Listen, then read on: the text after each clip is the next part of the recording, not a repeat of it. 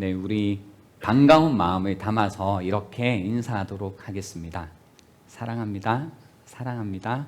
이만큼. 네. 근본이 다르다는 말이 있습니다. 근본은 초목의 뿌리, 살아온 환경이나 배경, 그리고 처음부터 애당초 사물의 본질이라는 의미로 근본이 다르다고 하면 진짜 다르다라는 의미입니다. 근본이 다르면 처음부터 애당초 다르기 때문에 도저히 같아질 수 없다라는 뜻입니다. 근본, 기초에 따라서 우리는 무언가를 하나라고 말할 수도 있고요. 완전히 다르다라고 말할 수도 있겠죠. 즉, 하나라고 말하기 위해서는 근본이 같아야 합니다. 모든 종교는 궁극적으로 하나의 같은 신을 섬기는 것이다.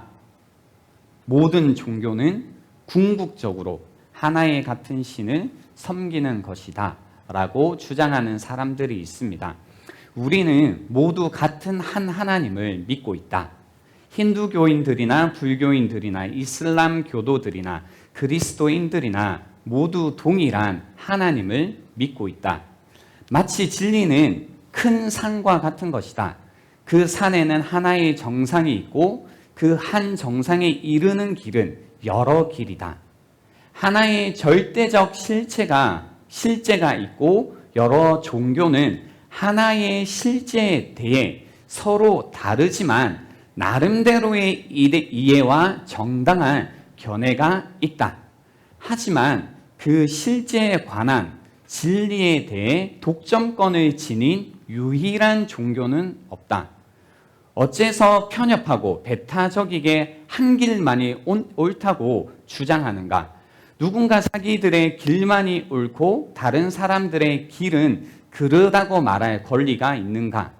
그 산 꼭대기에 오르면 됐지 그 산을 어느 길로 오르느냐 하는 것은 문제가 아니다. 극락이면 어떻고 천국이면 어떻겠냐? 모하메트면 어떻고 예수면 어떻겠냐? 타당한 종교가 하나 이상 존재한다라는 견해입니다. 어려운 말로 하자면 다원주의죠. 다원주의자들은요, 자기들이 이 진리라는 문제에 답을 갖고 있다고 생각합니다. 다른 사람들이 자신들의 종교를 이해하는 방법에 있어서 큰 오해를 하고 있다고 주장합니다. 산을 오르는 데는 많은 길이 있다. 어째서 이런 일들에 관해서 서로 다투냐?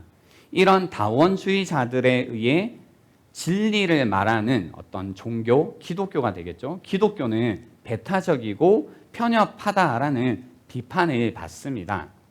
정말로 종교인들은 자신들이 믿는 종교의 교리를 제대로 이해하지 못했다라고 생각해야 할까요? 그래서 오만하고 배타적이고 편협적인 걸까요?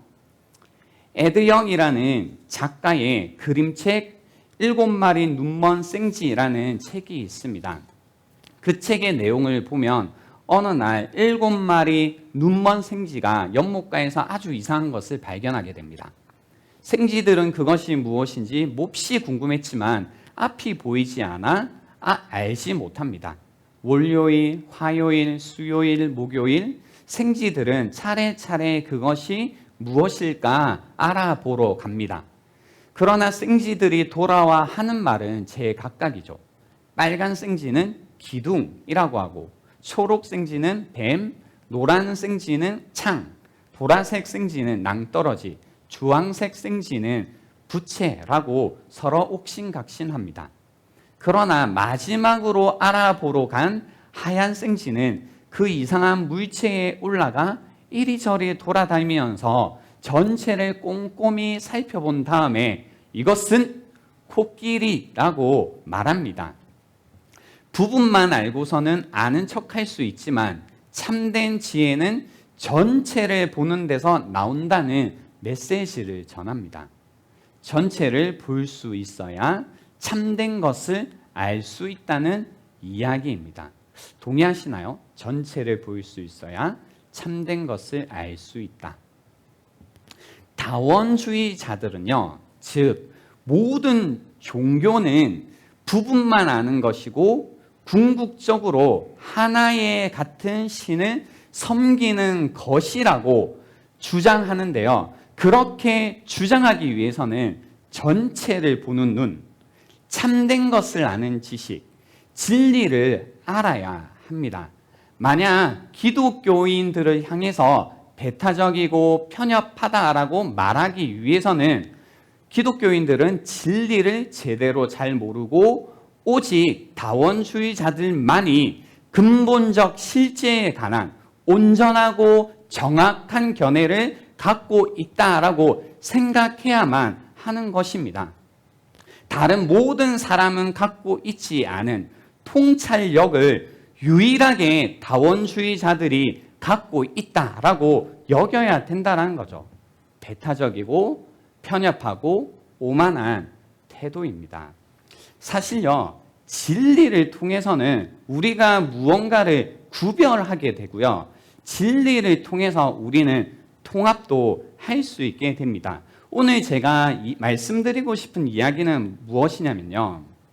오직 진리를 통해서 하나가 될 수 있다라는 이야기를 하려고 합니다. 에베소서에서 교회의 연합, 하나됨을 말하고 있습니다. 연합이다고 하나 되자라고 외친다고 해서 충분한 것이 아닙니다. 문제는 하나가 되기 위해서는 거기에 중요한 것이 있습니다. 곧 진리라는 공통 분모입니다. 진리라는 기초에서만 하나가 될 수 있다는 겁니다. 지금까지 하나가 될 수 없었던 사람들, 분노하고 화내고 불화했던 사람들, 그 사람들이 이제는 참된 연합, 하나가 될 수 있게 되었습니다. 참된 이 연합을 이루기 위한 유일한 기초는 무엇이냐면 바로 이것입니다. 오늘 20절에 보시면 이런 말씀이 있죠. 너희는 사도들과 선지자들의 터 위에 세우심을 입은 자라. 그리스도 예수께서 친히 모퉁이 돌이 되셨느니라. 첫 번째는 사도들과 선지자들의 터입니다. 사도라고 하면 어떤 사람들인가요? 사도는 부활의 증인입니다. 부활하신 주님을 본 사람들이죠. 또한 사도는 보내심을 받은 자입니다. 특별히 부름을 받아 부활하신 주님에 의해서 복음의 전도자로 보냄을 받은 자입니다. 그러므로 사도는 죽은 자 가운데서 부활하신 주님을 보고 목격하고 그 그리스도를 전파하라고 보내심을 받은 사람들이라는 거죠. 그래서 사도의 터라고 하면 이 부활하신 주님을 본 그 사도가 전하는 메시지를 의미합니다. 그래서 사도시대에 공통적으로 전해진 메시지가 있는데요. 그것이 고린도전서 15장 3절부터 5절에 잘 요약되어 있습니다. 네 가지입니다. 첫 번째는 그리스도가 우리 죄를 위해 죽으셨다라는 거고요. 두 번째는 그가 장사되었다, 묻혔다. 세 번째는 그가 죽은 자들 가운데서 일으키셨다, 부활하셨다라는 거죠. 네 번째는 그가 게바에게, 베드로에게 보여졌다라는 겁니다. 이 네 가지가 사도들에 의해서 공통적으로 전해진 메시지입니다. 줄이면 그리스도의 죽음과 부활의 복음이라는 거죠. 선지자는 또 어떤 사람들인가요? 선지자는 하나님으로부터 메시지를 받은 사람들입니다. 다른 사람들에게 전할 메시지를 하나님으로부터 직접 받은 사람들을 선지자라고 합니다. 그래서 선지자는 하나님께서 말씀하시는 것을 보고 듣고 이것을 그들의 삶을 통해서 실천하고 또 주변 사람들에게 이 하나님의 말씀을, 메시지를 선포하도록 특별한 부르심을 받은 자들입니다. 그래서요, 정리하면 사도들과 선지자의 터라고 하면 무엇이냐면 그들이 전한 하나님의 메시지, 그리스도의 죽음과 부활이라는 복음을 이야기하는 것입니다. 결국 이것이 진정한 터가 됩니다. 우리 중 어떤 사람도요, 이 믿음의 내용, 이 믿음의 기초가 없이는 교회가 될 수 없습니다. 그리스도인이 될 수가 없습니다. 우리가 은혜를 받고 내가 나 된 것은 오직 이 메시지를 우리가 믿음으로 받은 결과라는 겁니다. 그래서 그리스도인과 비그리스도인의 차이는 이것입니다. 그리스도인이 믿는 그 내용이라는 거죠. 바로 하나님의 메시지, 복음을 믿었는가라는 거죠. 그래서 우리로 하여금 하나님과 화목하게 하고 성도들과 동일한 시민이 되게 하고 하나님의 권속이 되게 하는 우리의 믿음, 이것은 이 복음의 메시지를 우리가 받아들인 결과입니다. 이것이 신앙의 기초이고 근본이라는 거죠. 갈라디아서 1장 8절에요. 그래서 이런 말씀이 있습니다. 그러나 우리나 혹 하늘로부터 온 천사라도 우리가 너희에게 전한 복음 외에 다른 복음을 전하면 저주를 받을지어다 라는 이야기를 합니다. 다른 복음은 없다라는 겁니다. 그 말은 이 복음이 있다라는 이야기죠. 다른 기초는 없다라는 겁니다. 다른 근본은 없다라는 겁니다. 오직 이 한 가지 기초, 이 진리만 있다라는 겁니다. 이 터를 떠나서는 어떤 연합도 존재하지 않는다라는 겁니다. 그래서 우리는요, 그리스도인으로서 이 터 위에 서 있습니다. 이 믿음의 내용을 가지고 있습니다. 이 믿음의 고백을 가지고 있다는 겁니다. 그리스도의 죽으심과 부활이라는 복음의 내용을 우리는 가지고 있습니다. 그래서 우리는 스스로에게 한번 물어봐야 되죠. 실제적으로 이렇게 질문을 해봐야 됩니다. 내가 주 예수 그리스도에 대해서 믿고 있는 바를 잘 알고 있는가? 나는 정말로 하나님의 메시지, 이 복음을 나는 붙들고 있는가? 나는 그것을 잘 알고 있는가? 이 믿음의 내용 가운데 내가 있는가? 그래서 나는 그리스도와 이 살아있는 관계를 맺고 있는지를 생각해 보셔야 됩니다. 여러분에게는 이 복음, 이 예수 그리스도가 있으신가요? 사도들과 선지자의 터 가운데, 기초 가운데 근본이 있는 신앙생활을 하고 계신가요? 점점 우리는 근본이 없는 사람들이 되고 있습니다. 교회라고 부르고 그리스도인이라고 부르지만 사실은 근본 없는 자들이 되고 있다라는 생각을 하게 됩니다. 왜냐하면 이유는 그겁니다. 우리가 정말로 근본이 있다면, 뿌리가 있다면, 기초가 있다면 흔들리지 않겠죠?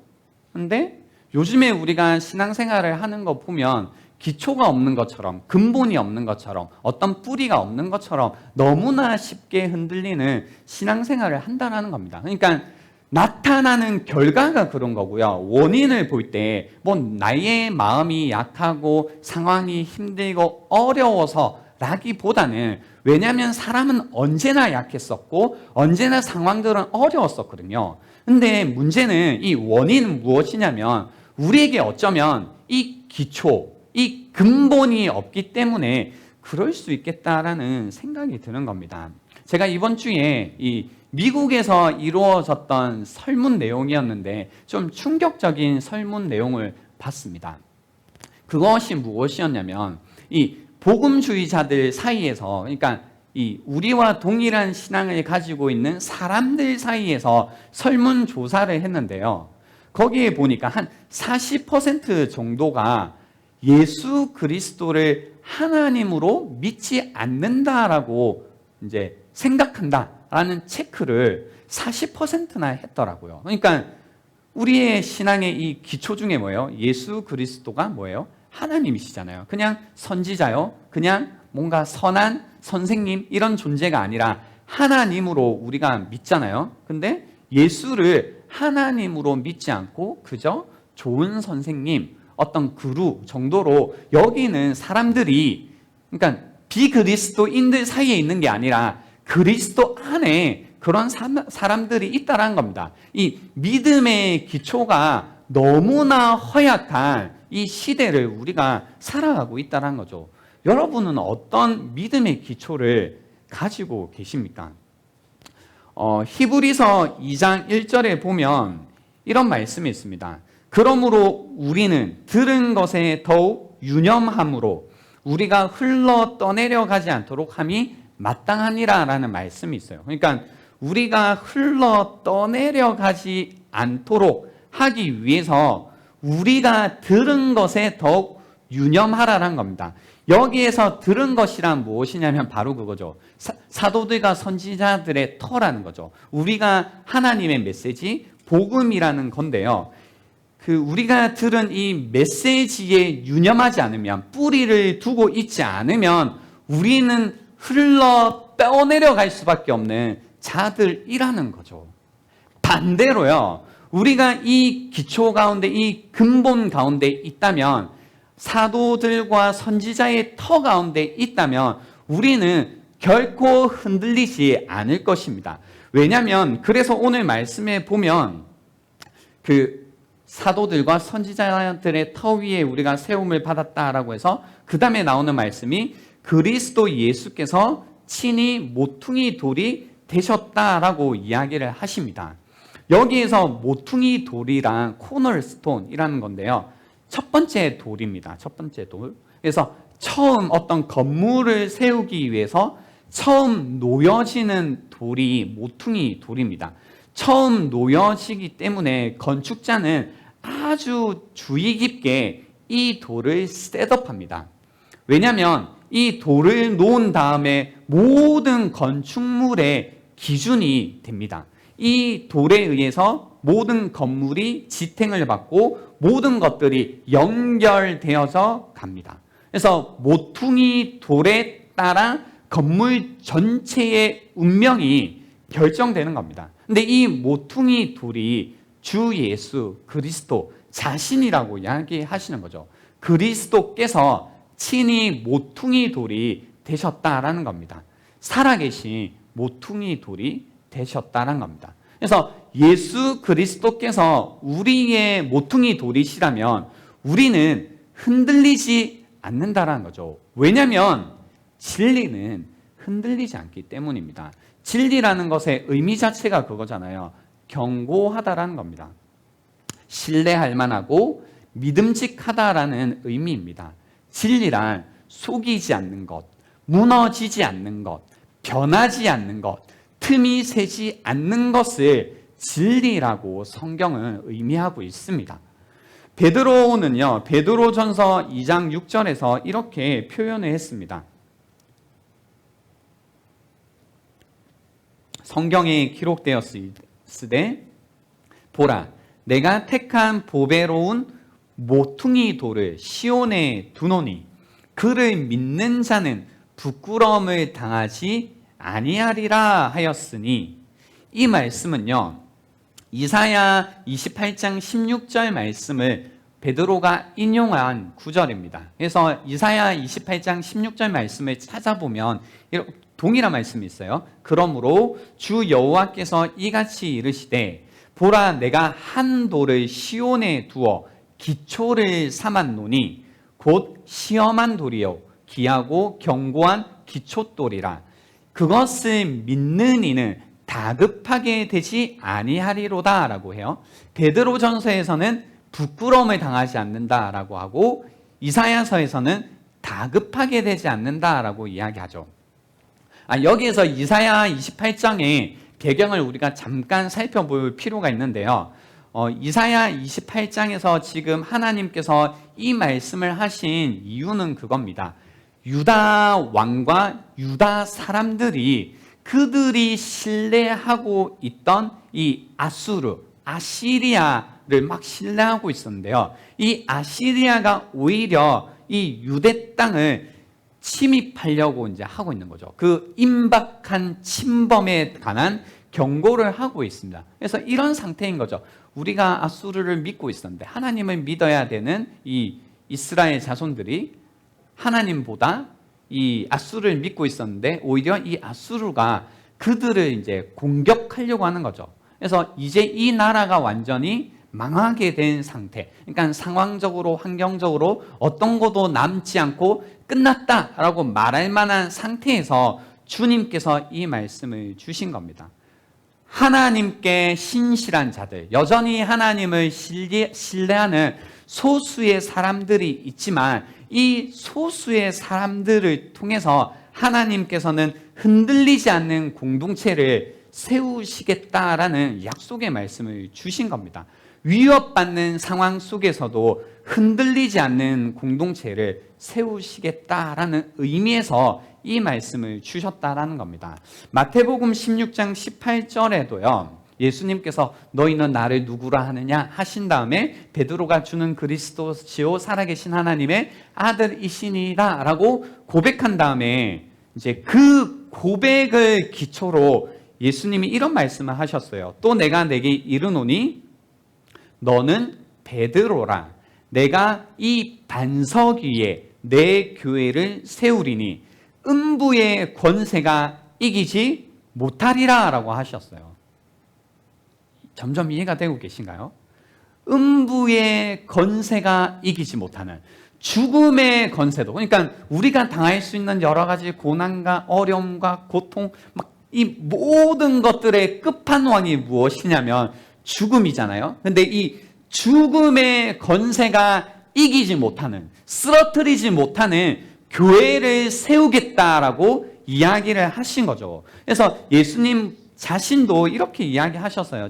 마태복음 7장 24절 25절에 보시면 그러므로 내 말을 듣고 그대로 행하는 사람은 반석 위에다 자기 집을 지은 슬기로운 사람과 같다고 할 것이다.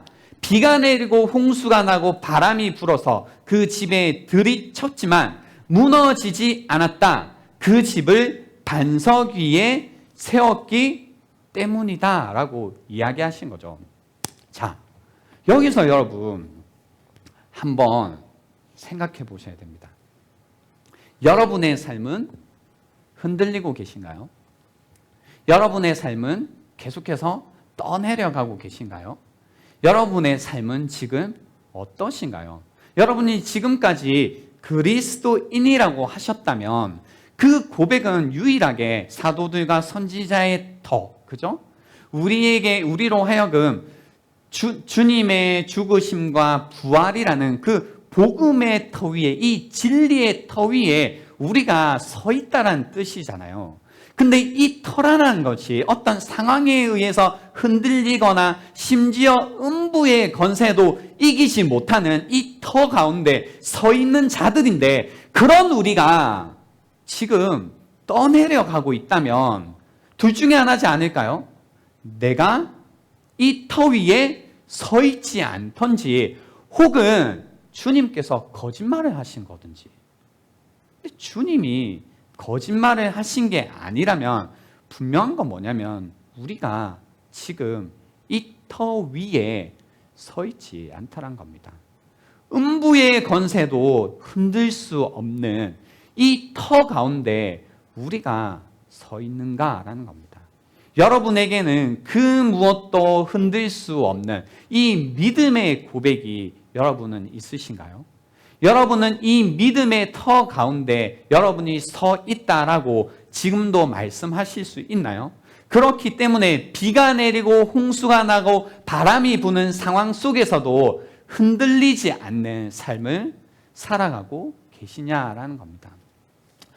그런 얘기를 이제 많이 들어요. 뭐 코로나도 있고, 또 이제 이 2020년 한 해 중간쯤 가기도 하고, 또 원래 내가 가지고 있던 기질적인 어려움이나 문제나 괴로운 어떤 이런 일들. 그래서 이제 그 들려오는 여러 가지 소식에 의하면, 그죠? 신앙적으로, 그리고 정말로 여러분의 어떤 삶을 볼 때에 하나님으로부터 떠내려가고 있는 사람들이 많다라는 이야기를 들었죠.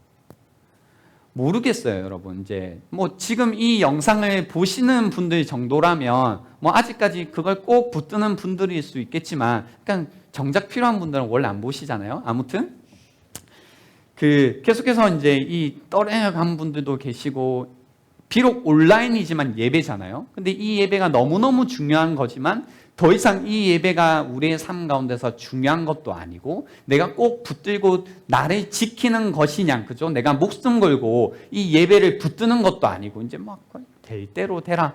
그러니까 이제 떠내려 가시는 분들이 계신데 정신 차려야 되는 거죠. 왜냐면요, 여러분, 지금 노는 거 아니잖아요. 여러분이 떠내려 가서 도착하게 될 곳이 그냥 우리가 뭐 풀장에 와 있나요? 인생이라는, 고통스러운 인생이라는 이 급류 가운데 우리가 떠내려가고 있다면, 그 떠내려감의 결과는 무엇이냐면 고통이고, 떠내려감의 결과는 무엇이냐면 죽음이라는 겁니다. 우리가 이 고통과 이 죽음으로부터 구원을 받기 위해서 예수 그리스도라는 결코 흔들리지 않는 그 복음을 붙잡은 거라는 거죠. 근데 우리는 그것을 놓치고 있죠. 내가 떠내려가고 있지만 그냥 떠내려가겠지.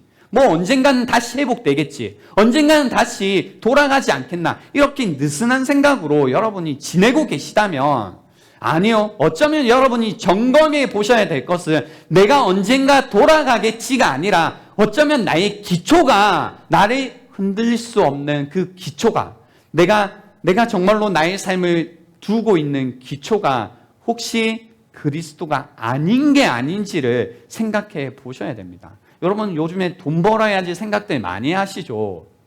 왜냐고요? 돈이 여러분의 어쩌면 모퉁이 돌일 수 있는 거죠. 왜냐하면 돈이라는 모퉁이 돌을 두면 그거에 의해서 모든 것이 지탱하고 연결되다 보면 내 인생이 제대로 세워질 것 같거든요.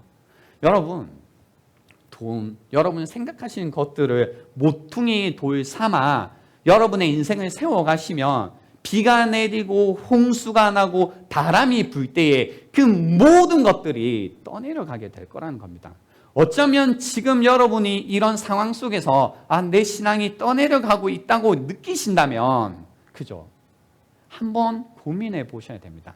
내가 지금까지 붙들고 있던 것이 예수 그리스도가 아니라 그냥 습관적으로 해오던 신앙이고, 그냥 사람들이 좋아서 교회에 왔고, 그냥 같이 어울리는 게 좋아서 이곳에 왔구나. 그냥 함께 노래 부르고 뭐 수련회 가고 그렇게 그냥 어울리는 것이, 내 또래 사람들과 어울리는 것이 좋았던 거구나.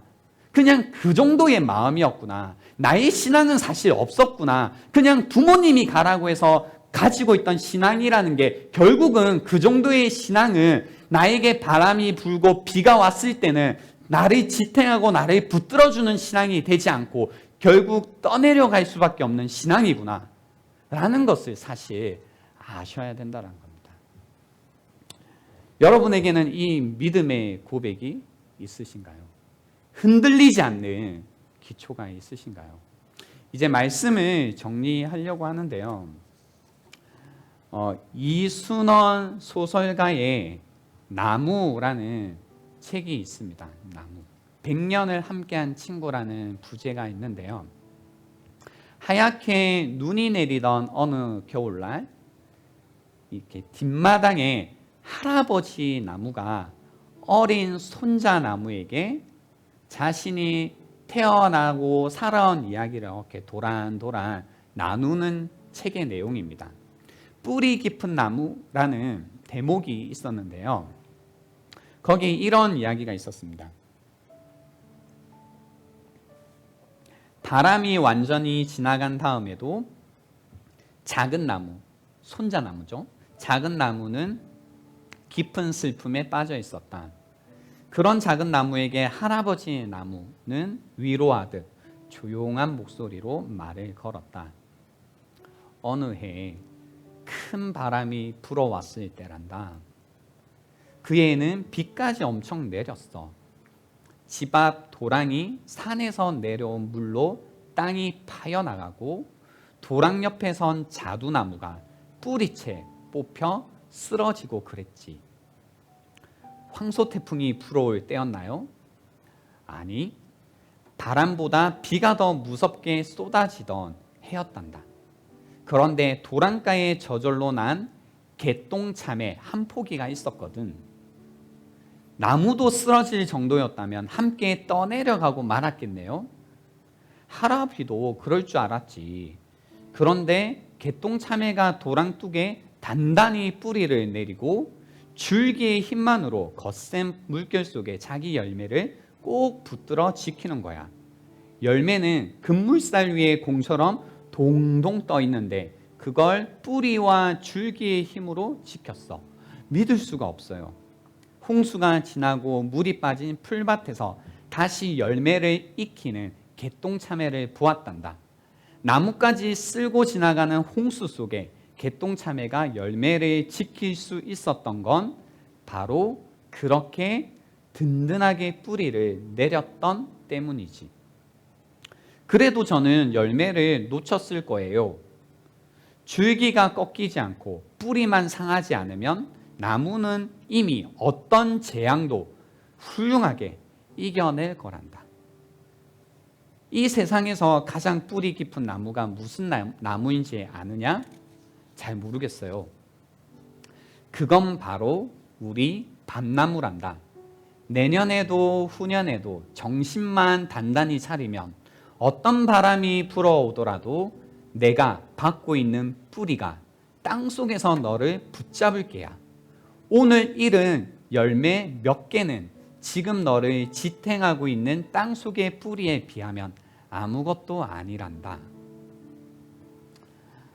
여러분, 이 세상에서 가장 뿌리 깊은 사람들이 누구인지 아시나요? 잘 모르겠어요. 그죠? 그건 우리 그리스도인입니다. 정신만 단단히 차리면요, 어떤 바람이 불어오더라도 우리가 받고 있는 근본이신 그리스도가 우리를 붙잡아 주십니다. 오늘 잃은 열매가 몇 개 있겠죠. 분명히 있을 겁니다. 여러분이 겪고 있는 어떤 바람, 폭풍, 물결, 그 많은 물들 가운데서 여러분이 놓쳐버린 몇 개의 인생의 열매들이 분명히 있을 겁니다. 그러나 오늘 우리가 잃은 열매 몇 개는 지금 우리를 지탱하고 있는 그리스도에 비하면 아무것도 아니다라는 겁니다. 우리는 근본이 달라진 사람들입니다. 여러분, 다시 한번 여러분의 신앙, 나의 삶을 두고 있는 그 신앙의 뿌리이신 예수 그리스도를 깊이 묵상해 보시는 이 시간이 될 수 있으면 좋겠습니다. 묵상하실 시간을 드리겠습니다.